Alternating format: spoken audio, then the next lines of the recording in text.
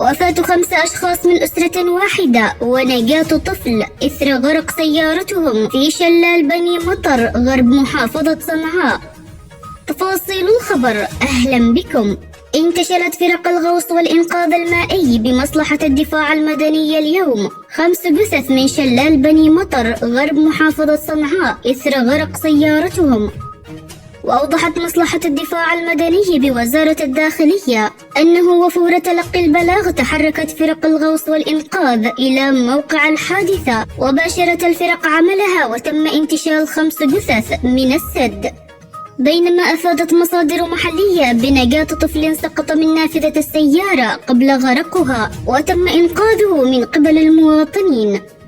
وأشار مصدر مسؤول بالمصلحة أن أسباب سقوط السيارة لا زالت مجهولة، والتحقيقات الأولية تشير إلى أن سائق السيارة فقد السيطرة عليها أثناء القيادة مما أدى إلى هرولتها وسقوطها إلى السد. ودعت مصلحة الدفاع المدني جميع السائقين إلى توخي الحيطة والحذر وعمل صيانة دورية لسيارتهم، لا سيما ونحن في موسم الأمطار، حفاظا على حياتهم وحياة أسرتهم.